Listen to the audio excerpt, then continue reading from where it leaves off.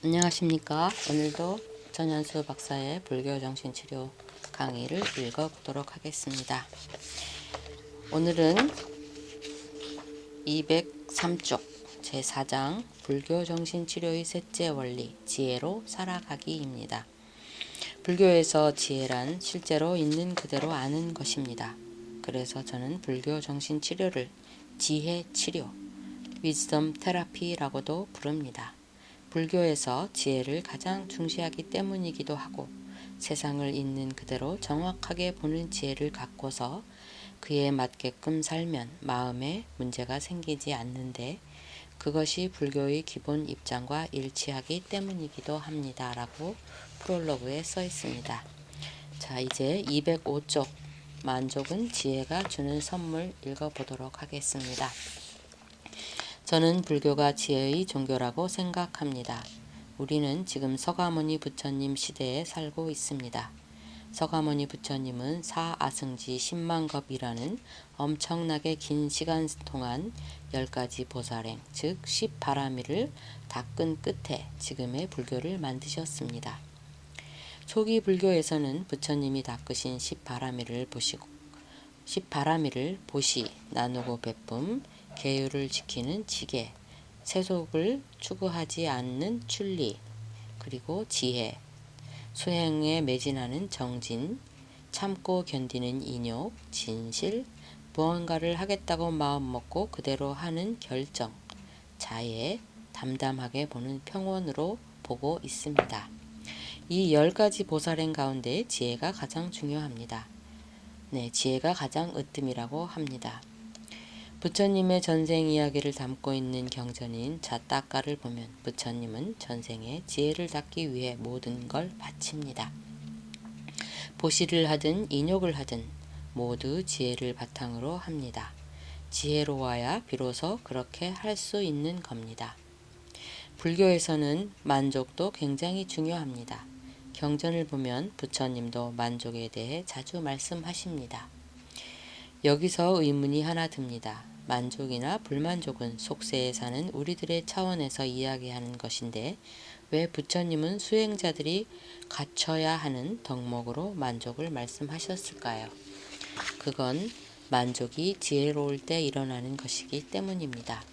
어떤 현상을 있는 그대로 정확하게 인과의 법칙에 따라 보면 내가 가진 것은 그것이 그렇게 될 수밖에 없는 필연적 과정을 거쳐서 이루어진 것입니다. 그것이 그렇게 된 것은 기적이라고 부를 수밖에 없는 엄청난 일들이 일어난 덕분입니다.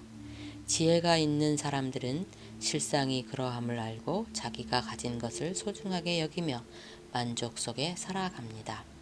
반면 그렇다는 걸 못 보는 사람은 그것이 얼마나 소중한지 모릅니다. 자기 삶에 대해 만족하지 않는 사람을 보면 대체로 그는 자신이 가진 것을 당연하다고 생각합니다. 그리고 자기가 갖지 못한 것에 목을 매답니다. 그러니 불만족에 둘러싸여 있을 수밖에 없는 것이지요. 불교에서 지혜란 실제로 있는 그대로 아는 것입니다. 그래서 이미 말씀드렸듯이 저는 불교 정신치료를 지혜치료라고도 부릅니다.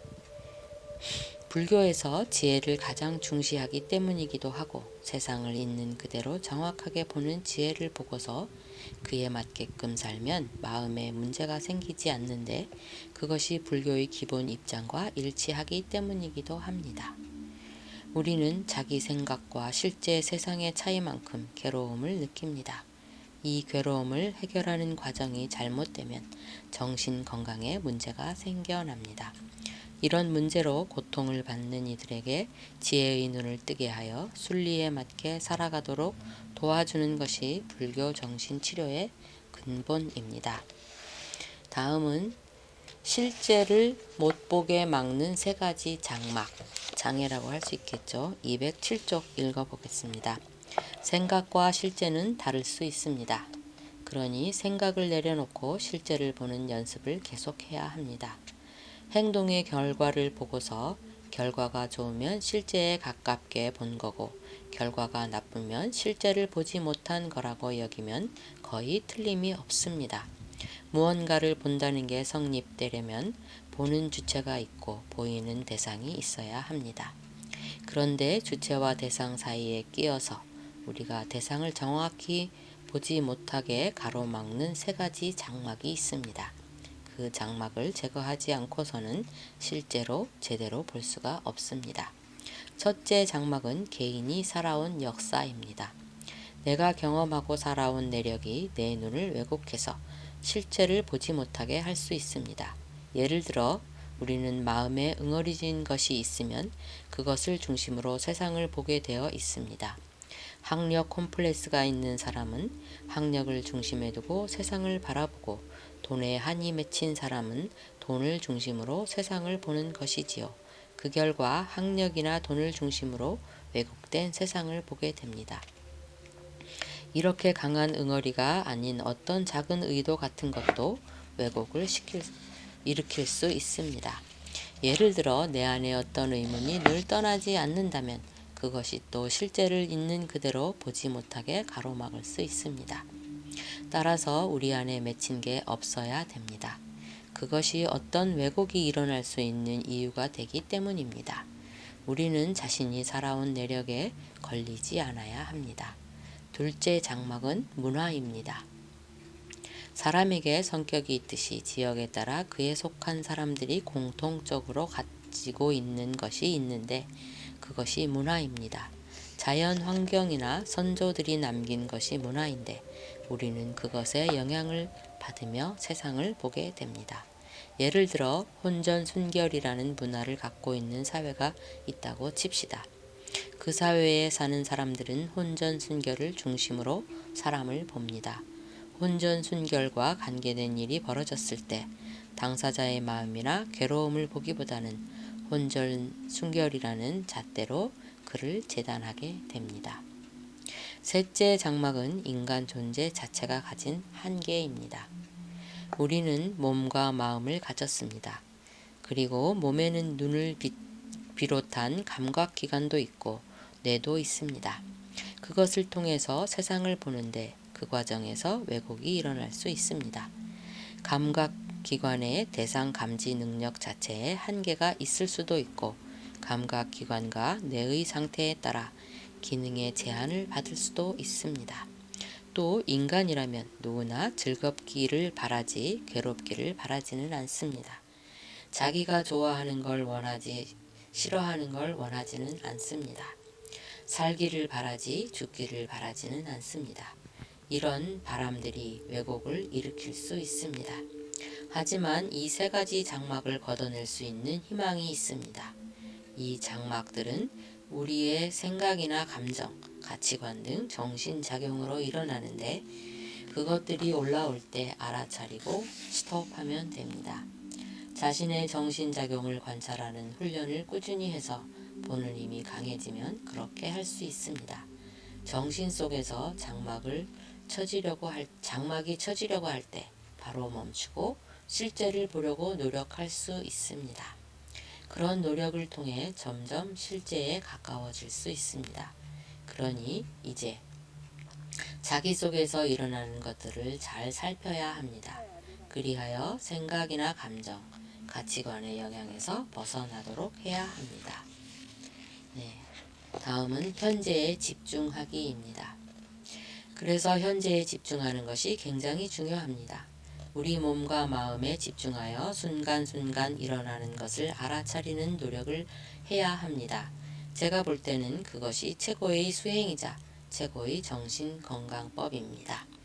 환자들 가운데 특히 정신병이나 양극성 장애를 가진 분들이 어떻게 하면 약을 끊을 수 있는지 묻는 경우가 있습니다. 그러면 저는 이렇게 말해줍니다. 끊을 수 있는 길은 있습니다. 나중에 많이 좋아져서 순간순간 자기 마음에서 일어나는 현상을 바로 알아차리고 그 가운데 당신에게 도움이 되지 않는 것이 있을 때 내려놓는 것을 종일 할 수 있으면 약을 먹지 않아도 살 수 있습니다. 사실이 그렇습니다.